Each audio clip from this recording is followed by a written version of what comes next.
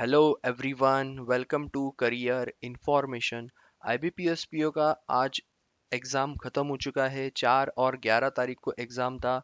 बहुत से बच्चों से मैंने रिव्यूज़ कलेक्ट किए हैं। 4 तारीख को भी बहुत से बच्चों ने रिव्यूज़ बताए कैसा था एग्ज़ाम। इन डिटेल मैंने उनसे बात किया।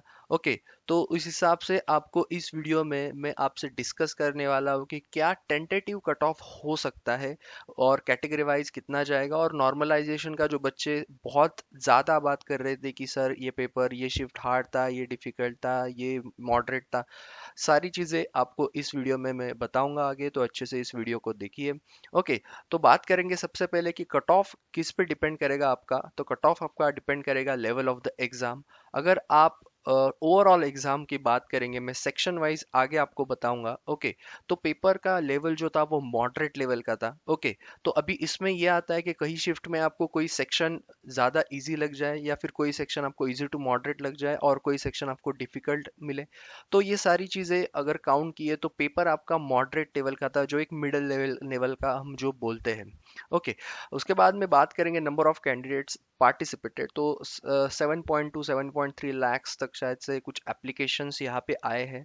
ओके, तो वो ज़्यादा मैटर नहीं करता, और उसको मैं ज़्यादा इसमें इन्वॉल्व भी नहीं करूँगा, क्योंकि जो अभी एसबीआई पीओ का हुआ, आईबीपीएस पीओ का हो रहा है या हो चुका है, और आईबीपीएस क्लर्क का अभी कल से जो है वो शुरू होने वाला है।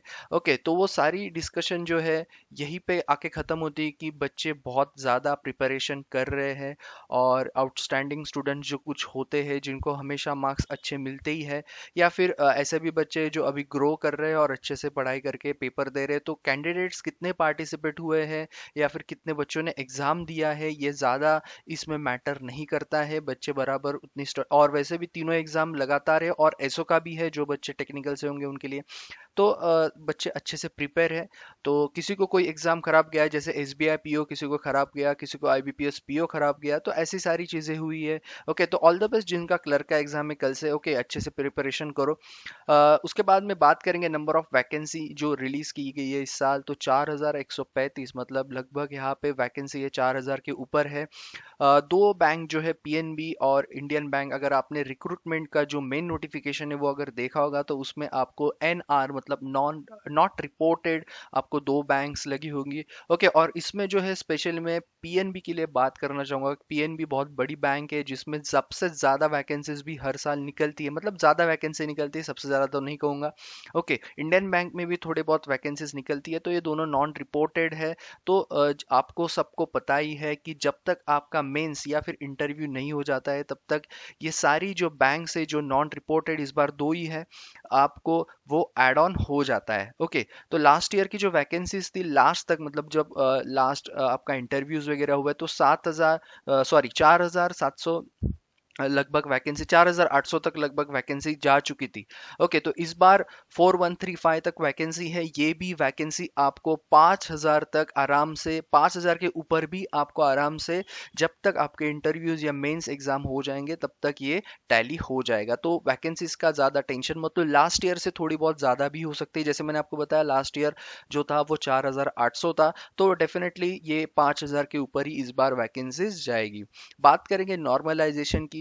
हमेशा याद रखना कि नॉर्मलाइजेशन एक बहुत बड़ा फैक्टर होता है। तो ये चीज़ जो बच्चे कुछ 4 तारीख को या फिर कोई आज भी दिए एग्ज़ाम, तो बच्चे ये चीज़ भी पूछ रहे थे कि सर मैंने 55 अटेम्प्ट किए लेकिन मेरी एक्यूरेसी 90% अबाव है, 95% अबाव है। या फिर कोई बच्चे ये पूछ रहे थे कि मेरे 56 आ जाएंगे सर, मतलब जो भी उन्होंने अटेम्प्ट किया उसके हिसाब से, तो क्या मेरा हो सकता है या नहीं। तो बहुत सारी ये चीज़ें होती है। हमेशा याद रखना, आप जो शिफ्ट में एग्ज़ाम दे रहे हो, उस शिफ्ट में अगर आपने एग्ज़ाम अच्छे से, मतलब आपकी प्रिपरेशन के हिसाब से दिया है अच्छे से, ओके, आपने अच्छे से अटेम्प्ट किया है वो पेपर के लेवल के हिसाब से, तो नॉर्मलाइजेशन आपको बराबर वहाँ पे जो है आपका सिलेक्शन लाके रख देगा। ओके, ये चीज़ होती है मोस्टली, क्योंकि बहुत सारे बच्चों का लास्ट ईयर भी ऐसा हुआ था। लेकिन जैसे मैंने आपको हमेशा बताता हूँ कि आप अगर हर शिफ्ट के साथ अगर आपकी एक्यूरेसी मैच करोगे या फिर आपकी लेवल मैच करोगे, ओके, तो आपका डेफिनेटली यहाँ पे हो जाएगा। तो ज़्यादा इस बारे में मत सोचो कि मैंने अभी 55 किए सर मेरा क्या होगा, 54 किए मेरा क्या होगा। हाँ, लेकिन ये चीज़ मैटर करती है कि आप उस रेशो में आना चाहिए जहाँ पे आपके नॉर्मलाइजेशन होने के बाद आप कट ऑफ में आ जाएं। ओके, तो वो बात हम बाद में करेंगे, एक्सपेक्टेड कट ऑफ के टाइम पे भी आपको मैं बताऊंगा। और कुछ एग्जांपल्स लास्ट ईयर के मैंने ऑलरेडी जैसे आपको बता दिया कि बच्चे 54 थे, 55 थे, लेकिन हो गया। ओके, तो ये सारी चीज़ें मैटर करती है। ओके, तो ऐसा मत सोचो कि सर मेरी हमेशा बच्चे बाहर आते हैं और कुछ ना कुछ बच्चे ऐसे बोलते हैं कि मेरी शिफ्ट बहुत हार्ड थी, मेरी शिफ्ट। ये टेक केयर करने वाले जो है ना, वो नॉर्मलाइजेशन जो इक्विलाइजेशन का जो फॉर्मूला है वो आपका ये इम्पॉर्टेंट रहेगा। बात करेंगे एज पर ट्रेंड। ओके, कोई ऐसा है नहीं, लेकिन एज पर ट्रेंड आपके 10 टाइम्स जो है वो बच्चे सिलेक्ट होते हैं for the main examination. Okay, तो ऐसा नहीं कि इंटू 10 ही होगा, थोड़ा बहुत चेंज भी होता है। और वैसे भी ये जो है वैकेंसीज, ये जब भी प्रीलियम की एग्जाम लेते हैं तो सबसे ज़्यादा बच्चे सिलेक्ट करते हैं। उसके पीछे ये रीज़न होता है कि नॉन रिपोर्टेड बैंक्स वहाँ पे होते हैं। तो हमेशा याद रखना, मेंस के बाद में लगे तो जो रेशो है वो एक बार हो जाता है, लेकिन जो प्रीलियम का रेशो है वो चेंज होता है, क्योंकि आपकी वैकेंसी जो है वो नॉन रिपोर्टेड भी होती है, इसलिए मैक्सिमम बच्चों को चांस दिया जाता है। ओके, तो बात करेंगे गुड अटेम्प्ट्स की। अगर मैं ओवरऑल एग्जाम की बात करूंगा, मैं ऐसा ही नहीं आपको बताऊंगा कि आज 11 तारीख को पेपर का या फिर 4 तारीख को शिफ्ट वाइज, वो सारी चीज़ें मैं आपको नहीं बताऊंगा। लेकिन जैसे मैंने आपको बताया, आपकी शिफ्ट के हिसाब से आपकी एक्यूरेसी और आपके अटेम्प्ट अगर सही है, ऑन एन एवरेज लेवल से ऊपर है, तो आपके बहुत अच्छे चांसेस है। जैसे कि कोई अगर शिफ्ट है जिसमें बच्चों के मैक्सिमम अटेम्प्ट 65 हुए, उसको भी एक्यूरेसी का पता नहीं, और कोई बच्चों के 55 56 हुए और उसको एक्यूरेसी लग रही है 95%, तो दोनों का हम बोल सकते हैं कि सही है। तो ये चीज़ ज़्यादा आप मत सोचो। बात करेंगे गुड अटेम्प्ट्स की, तो तीनों जो सेक्शन थे वो मॉडरेट, मॉडरेट और मॉडरेट यहाँ पे मैंने मेंशन की है। उसका रीज़न आपको बताता हूँ। सबसे पहला जो रीज़न है वो इंग्लिश लैंग्वेज। इंग्लिश का इस बार इशू ये हो गया था, इंग्लिश बहुत ज़्यादा लेंदी था। बहुत से बच्चों से मैंने ये चीज़ के, बहुत से बच्चों के अच्छा भी गया है, और ऐसे भी बच्चे होते हैं जिनके इंग्लिश बहुत अच्छा होता है, और बहुत से बच्चे ऐसे होते हैं जिनका इंग्लिश थोड़ा ठीक ठाक होता है, उनको सिर्फ 15 या 16 मार्क्स या फिर 10-12 मार्क्स के लिए वो अच्छे से एक अटेम्प्ट करवाते हैं। ओके, लेकिन इंग्लिश इस बार का जो था लेंदी था। आरसी भी बहुत ज़्यादा लेंदी था, 8 से 10 क्वेश्चन आपको दिख रहे थे। ओके, उसके बाद में क्लोज टेस्ट आया था, वो भी थोड़ा बहुत लेंदी था। सबसे ज़्यादा तो मैच द कॉलम वाला जो था, वो बच्चों से जब मैंने बात किया तो बच्चों ने सबसे ज़्यादा तो ये बताया कि मैच द कॉलम इजी होता है, लेकिन जो स्क्रॉल करना पड़ता है, आपको छोटा सा विंडो दिया जाता है, उसमें आपको स्क्रॉल करना पड़ता है हर बार, तो वो थोड़ा इरिटेट बच्चों ने हुआ। उसके बाद में वर्ड स्वैपिंग वाला भी स्क्रॉल के टाइम पे थोड़ा उसको सेंटेंस को पढ़ना, वो जो जो टाइम होता है जो आप 1 मिनट में कर सकते हो, 1.5 मिनट में कर सकते हो, उसको जो टाइम लग रहा था वो उससे थोड़ा ज़्यादा लग रहा था। सेकंड सेकंड का ये बहुत ज़्यादा मैटर करता है। ओके, तो इंग्लिश लैंग्वेज का ये था। अगर आपको लग रहा है मैंने सही बताया तो ओके, अगर आपको कुछ लग रहा है तो आप कमेंट बॉक्स में वहाँ पे बता भी सकते हैं। ओके, तो ओवरऑल अटेम्प्ट की बात करेंगे, गुड अटेम्प्ट्स में इंग्लिश में बात करूंगा तो 17 से 23। अब आप बोलोगे ये 6 नंबर का बहुत ज़्यादा, 6 से 7 नंबर का गैप मैंने यहाँ पे बताया क्योंकि ऐसे बच्चे होते हैं जिनका इंग्लिश अच्छा होता है, जैसे मैंने आपको बताया, तो उनके 20 से 22 होते हैं मार्क्स। या फिर ऐसे बच्चे होते हैं जिनका 15 16 17 होते हैं, तो कोई दिक्कत नहीं। ओके, आपके अगर 17 से 23 तक अटेम्प्ट है, लेकिन आपने अगर अगर आपका इंग्लिश में अटेम्प्ट कम है, एक्यूरेसी का आपको ज़्यादा यहाँ पे आपको नहीं पता है, तो आप ये चीज़ भी सोच सकते हो कि आपके बाकी सेक्शन में अटेम्प्ट अच्छे होने चाहिए। ओके, तो 17 से 23 मॉडरेट लेवल। उसके बाद में रीजनिंग की बात करेंगे, 22 20 प्लस आपके अगर अटेम्प्ट है विथ एक्यूरेसी की बात करूंगा मैं रीजनिंग की, तो बहुत अच्छे हैं। अभी ऐसा भी मत सोचिए, किसी बच्चे ने मुझे पूछा सर मेरे 19 और 18 या कुछ रीजनिंग में अटेम्प्ट थे, लेकिन अगर आपने एप्टी और इंग्लिश में कवर कर लिया है तो कोई दिक्कत नहीं। तो अगर ओवरऑल अगर आपके 20 प्लस अटेम्प्ट है रीजनिंग में, डेफिनेटली वो एक्यूरेसी के साथ ही होंगे, क्योंकि कोई भी बच्चे कमेंट या फिर कोई रिव्यू देते तो हमेशा यही बताते हैं कि मेरे एप्टी और रीजनिंग में 100% है, इंग्लिश का पता नहीं। और इंग्लिश का सच में किसी को पता नहीं होता है, हार्डली कुछ बच्चे ऐसे होते हैं जिनको पता होता है एक मेरे ये गलत हो गया या फिर दो मेरे ये गलत हो गए। बहुत से बच्चों का ऐसा होता है कि कभी भी इंग्लिश का आप एक्यूरेसी नहीं बता सकते हैं। ओके, उसके बाद में बात करेंगे रीजनिंग की, तो मॉडरेट था जैसे मैंने आपको बताया। एप्टी की बात करेंगे, अगर मैं कंपेयर करूंगा, कंपेयर ये चीज़ करूंगा कि S B I P O जिन जिन बच्चों ने दिया है, ओके, अगर आप S B I P O की एप्टी की, सिर्फ एप्टी की बात करूंगा, अगर आप एप्टी S B I P O और IBPS PO इस साल जो आया है, दोनों को अगर आप कंपेयर करोगे एप्टी को, तो SBI पीओ में बच्चों को एप्टी के जो अटेम्प्ट थे वो 12-13 से शुरू हो रहे थे, क्योंकि पेपर का जो तो एप्टी था वो बहुत ज़्यादा मॉडरेट टू डिफिकल्ट, मतलब लेंदी था, जो हो नहीं पा रहा था। डीआई भी काफ़ी लेंदी थे, SBI पीओ की बात कर रहा हूँ। लेकिन वही चीज़ अगर मैं यहाँ पे कंपेयर करूँ, अगर मैं बताऊँ कि जो आपका IBPS पीओ के लिए जो था एप्टी, ओके उसकी अगर बात करूंगा तो वो थोड़ा बहुत सही था।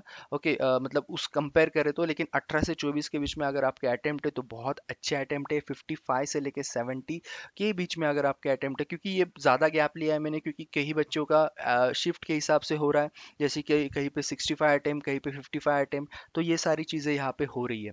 ओके तो वो भी एक मॉडरेट लेवल का भी हम मान सकते हैं। बात करेंगे प्रीवियस कट ऑफ की, जो हमेशा आप लोग देखते हैं यहाँ पे 20, 19 और 18 का प्रीवियस ईयर का कट ऑफ मैंने आपको सिर्फ मतलब आपको मैं बता रहा हूँ, इससे कंपेयर ज़्यादा नहीं करूँगा क्योंकि हर साल का जो लेवल अलग होता है। लेकिन आप अगर एक चीज़ देखोगे तो IBPS पीओ का जो 2020 का था वो 58.75 था, वही जनरल का 2019 में 59.75 था, उसके बाद में जो था वो 56.75 था 2018 का। तो आप देखोगे मोस्ट IBPS यही करता है कि आपका जो वो ट्रेंड होता है कट ऑफ का, वो उसी एक बोल सकते हैं हम, उसी एक 55-60 के बीच में ऐसा आपको दिखाई दे रहा है।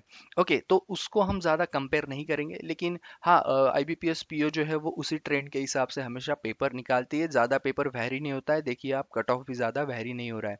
ओके वही बात अगर अदर कैटेगरीज की देखेंगे तो आपको वही सारी चीज़ें मिलेंगी। SC की देखिए 51, 53, या यहाँ पे जो कट ऑफ गया था वो था 49, तो अराउंड 50 के अराउंड आपका SC का रहा है। तो ये सारी चीज़ें होती है सेम। ओके ज़्यादा मैं इसको कंसिडर नहीं करूंगा, लेकिन इस साल के पेपर के हिसाब से हम बात करेंगे तो एक्सपेक्टेड कट ऑफ आपको मैं अगर बताऊंगा, तो सबसे पहले सेक्शनल की बात करेंगे जो SBI पीओ में नहीं था। सेक्शनल कट ऑफ की बात करेंगे वो आपका हो सकता है ओपन के लिए इंग्लिश लैंग्वेज 9.5 से लेकर 10.5 तक। एप्टी के लिए बात करेंगे तो 9 से 10, उसके बाद में 8.5 से लेकर 9.5 तक आपका रहेगा रीजनिंग का। ओके वही एक्सपेक्टेड कट ऑफ अगर हम SC ST OBC की बात करेंगे तो 6.5 से लेकर 7 तक इंग्लिश का, 6.5 और 7.5 से लेके एप्टी का, और 6 से 7 के बीच में आपका हो सकता है रीजनिंग का। ओके एक्सपेक्टेड कट ऑफ की बात करेंगे तो जैसे मैंने आपको बताया नॉर्मलाइजेशन का क्या इंपॉर्टेंस है, मैंने जो यहाँ पे 54 प्लस लिखा है, अगर आपका 53 54 प्लस मार्क्स आ रहे, आप पे 51 52 भी आ रहे, तो भी आप ज़्यादा मतलब डिप्रेशन मत हो, आपके होने के चांसेस है। लेकिन एक जस्ट आपको बता रहा हूँ 54 प्लस अगर आपके आ रहे तो आपके 100% चांसेस है, क्योंकि नॉर्मलाइजेशन होता है। ओके उसका भी इफेक्ट गिरेगा। 55 से लेके 58 के बीच में आपका जनरल का कट ऑफ हो सकता है। ओबीसी की बात करेंगे तो 55 से लेके 57 तक। जैसे आपको मैंने जैसे बताया कि जनरल, ओबीसी और ईडब्ल्यूएस का अगर आप डिफरेंस देखोगे हमेशा, यहाँ पे 58.75, यहाँ पे 57.75 एक मार्क्स का, यहीं पे ओबीसी का देखोगे तो आपको 0.5 मार्क्स का डिफरेंस मिलेगा हमेशा। अगर आप देखोगे तीनों के कट ऑफ तो लगभग यहाँ पे तो सेम था, ईडब्ल्यूएस का और इसका। हर हमेशा आपको वो जो है कंपैरिजन में अगर आपको 0.25 या फिर एक मार्क का ज़्यादा से ज़्यादा डिफरेंस मिलेगा, तो जनरल, ओबीसी और ईडब्ल्यूएस के लिए जो है ना वो 55 प्लस आपका कट ऑफ हो सकता है। और 54 या 53 प्लस भी अगर आपके मार्क्स आ रहे तो बहुत अच्छी बात है। ओके उसके बाद में एससी की बात करेंगे तो 49 से लेके 52 के बीच में ये कट ऑफ रह सकता है। 48 प्लस, 47 प्लस आपके आ रहे हैं। ओके ये जो लिखा है 54 प्लस वगैरह, आप प्लस माइनस इसको आप थोड़ा एक दो मार्क्स पकड़ के चल सकते हो। एसटी के लिए अगेन 40 प्लस अगर आपके मार्क्स आ रहे, 41 से लेके 45 के बीच में कट ऑफ हो सकता है। 43 भी कट ऑफ जा सकता है जो मैक्सिमम टाइम गया है। एचआई की बात करेंगे तो 19 से लेके 21 तक, 19 प्लस आपके आ रहे हैं। इसमें याद रखना आपके जो है सेक्शनल कट ऑफ बहुत ज़रूरी है क्लियर होना। ओके उसके बाद में बात करेंगे ये ओसी की, तो 44 से लेके 47 के बीच में 40 प्लस आपके आ रहे हो तो चांसेस है। वीआई की 52 से लेके 55, 50 प्लस आपके आ रहे तो अच्छे चांसेस। आईडी की जो है वो 22 से लेके 24 और 21 प्लस या 20 प्लस आपके आ रहे तो बहुत अच्छे आपके चांसेस है। ओके तो ये था overall analysis IBPS PO prelim का। ज़्यादा पिछले ट्रेंड्स पे मत जाओ, लेकिन यही ट्रेंड आपको इस साल भी मिलेगा लगभग। ओके बच्चे भी अच्छे से प्रिपरेशन कर रहे हैं तो ये मत सोचो कि सर सबको ऐसा गया सबको ऐसा गया, खुद के बारे में सोचो। और अगर आपका पेपर खराब गया होगा टेंशन मत लो, अगर आप इसी बीच में 51 52 सर प्रिपेयर करें या नहीं मेंस के लिए, आप डेफिनेटली करो। आई नो आपका आईबीपीएस क्लर्क भी है अभी, तो उसको भी हेल्प होगा, उसका भी मेंस होगा, और शायद आपका एसबीआई पीओ भी क्लियर हो जाए। तो बहुत सारे एग्जाम्स है, तो अच्छे से आप पढ़ाई करो। ओके, और जिसका 50 से कम है, थोड़ा जनरल कैटेगरी की मैं बात करूंगा या फिर ओबीसी ईडब्ल्यूएस की भी बात करूंगा, थोड़े से चांसेस कम है आपके, लेकिन बाकी आईबीपीएस क्लर्क के लिए अच्छे से प्रिपेयर करो, या फिर आपका एसबीआई पीओ अच्छा गया होगा तो उसके लिए भी अच्छे से प्रिपेयर करो। एसबीआई पीओ और आईबीपीएस पीओ की बात करेंगे तो एसबीआई पीओ का जो था, एप्टी छोड़ दिया तो पेपर ठीक था। ओके, वही आईबीपीएस पीओ की बात करेंगे तो एप्टी ठीक था, बाकी थोड़ा आपका पेपर जो है वो थोड़ा मॉडरेट हो चुका है, लेकिन उनका लेवल जो है वही रहता है हमेशा, नॉर्मलाइजेशन भी ज़्यादा इफेक्ट करता है। ओके, तो ये था पूरा एक्सपेक्टेड कट ऑफ। ओके, अगर आपको बाकी इंफॉर्मेशन चाहिए तो ये चैनल को सब्सक्राइब करो, आपको डेली यहाँ पे जॉब अलर्ट्स मिल जाएंगे। So thank you all the best, share करो वीडियो को एंड सब्सक्राइब करना मत भूलना, आगे के जो भी अपडेट्स आएंगे आपको ये चैनल पे मिल जाएंगे। So thank you all the best.